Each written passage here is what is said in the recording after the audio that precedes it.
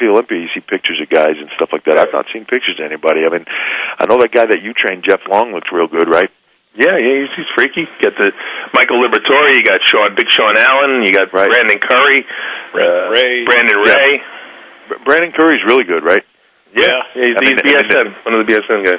You know, it's one of those things. It just depends on who comes in shape, right? And I've not seen the guys enough for me to say who's in shape right now. Yeah, right. But that's true. It should be a hell of a show.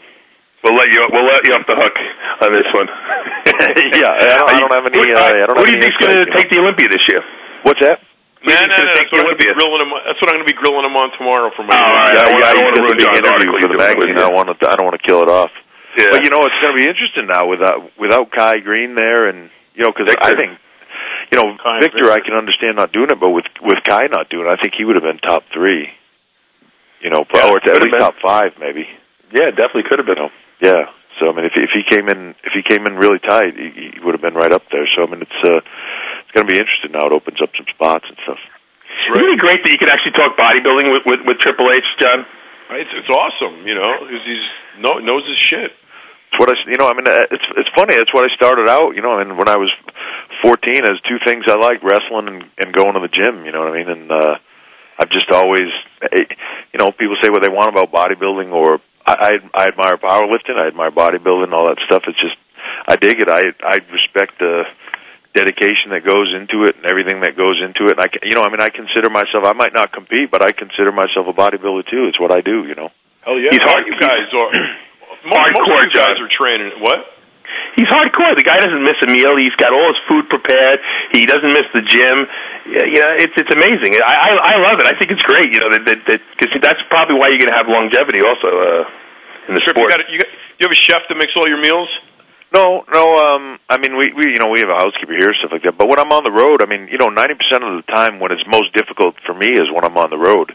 Yeah. And that's when it's, you know, whenever I hear people say like, you know, oh God, I can't diet, or, you know, it's hard. I put my schedule up against anybody's being on the road, and you know, we're all over the place. You know, how do you do that? How do you manage that on the road? How do you keep all your meals? And you know, that's a problem a lot of people have. Yeah, it's hard with them. I told you. But it's hard. But I mean, like, you know, especially if you're.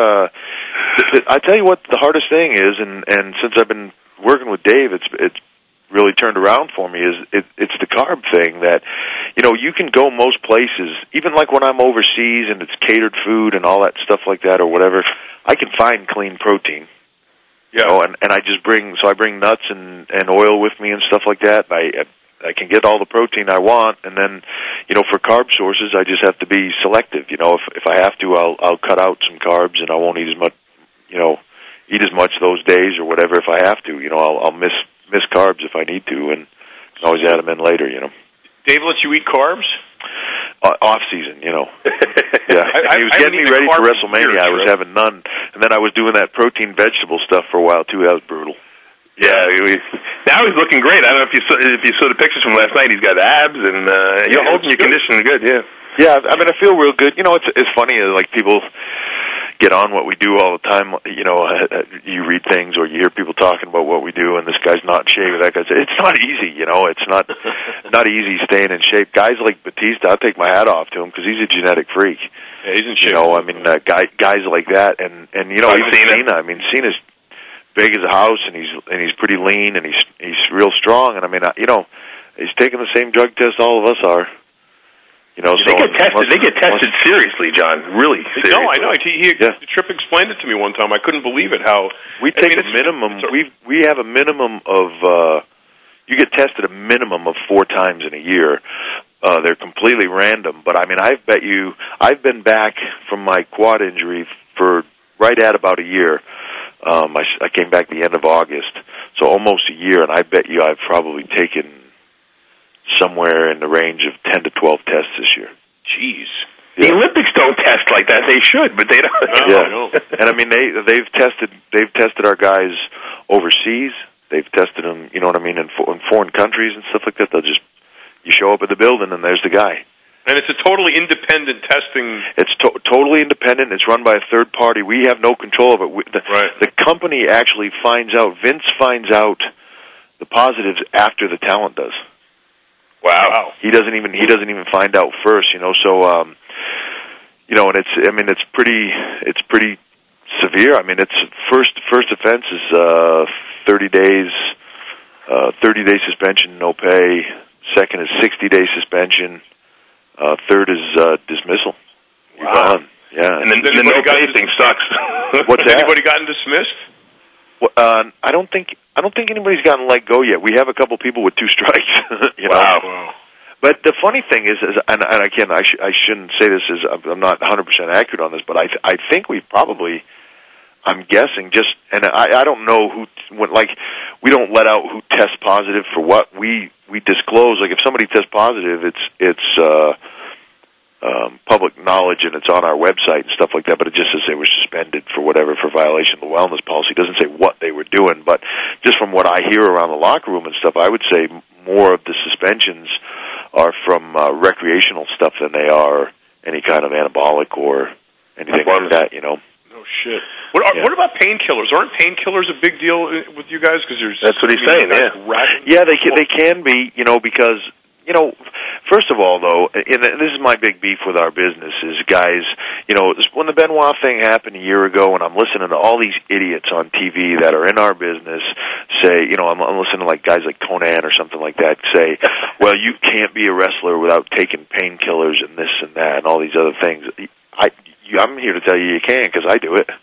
I don't like painkillers. When I tore my quad, I think I took, like, you know, once they got me off the epidural and all that stuff, and I was in the hospital, I think I took Lortabs for 2 days, and then I was like, I can't stand these things anymore. I won't do it. I mean, and then, you know, I traveled with Ric Flair for 4 years, and other than going out and drinking and partying and stuff like that, he doesn't take anything. You know, it's a cop out. Most of the guys that have painkiller issues, it's recreational usage. You know, they're taking them to get a buzz, and they don't have a hangover the next day. You know. Gotcha. And I mean, it really is not. You know, and I'm not saying that there aren't. There are guys with legitimate injuries in our business that then, you know, they start taking painkillers. Next thing you know, they're kind of hooked on them and all that stuff. But this is an effort. You know, in a way, we kind of got caught up in all the steroid hoopla and all that stuff of our business did. And I mean, the ridiculous thing of it is, I mean, we're not a sport. You know what I mean? Right. It's when they start testing Hollywood stars. Yeah, you want to test Brad Pitt next time he makes a movie and puts on 20 pounds and he's shredded, then, you know, then I think it would make sense to test us. But since they're not, but that being said, I do think it's a good thing to a degree, because I think it makes the guys healthier, because our business is, you know, a lot of free spirits in our business, and it's, you know, it's like the rock and roll industry or the music industry. It's part of the allure of the business. You know, you're on the road all the time. You're kind of living in it's almost like a circusy type atmosphere where you're all traveling together and hanging out together, and you're kind of separate from everybody else. And guys think they can do whatever they want, and you know, they end up getting themselves in trouble, and they don't take care of their own lives, and they end up with problems. So this hopefully will help that. You know, so we don't have, you know, we don't continue to have guys dying, you know, that were in this business in their 40s, you know, or whatever. And you know, hopefully that'll help. But it's unfortunately, it's got a lot of bad media rap with the steroid thing, which, you know, I think we all feel the same about that. Yep. Yes, we do. Well, we got to go to commercial, John. And Trip, I just want to thank you for calling in and clearing up that Mark Henry. And you tell him that we're going to be ready. You better be ready next week for the Muscle Mob. Yeah, well, let him know, and he's looking forward to doing it. So that'll be interesting. We're pulling no punches. So he better have the truth right, very easily handy. Yeah, you guys better not get too pushy with him, then he'll be after you guys too. He'll be after us, and I'm going to have to hire you to protect us. The handicap match, you, Romano, and Ryan against him at WrestleMania or something like that. Well, you know, Dave and I sound so much alike that to everybody that he's not going to know who's saying what, so he won't know. Yeah, that's a good point. We'll get the stink palmers after him. Oh, God. We're protected. We're protected people now from them. Right. We got juice. Hey, you know what? Good luck with the birth of your child, and let us know if it's a boy or a girl. Thanks. I will, man. Take care. All right. Talking to you tomorrow, Trip. Bye.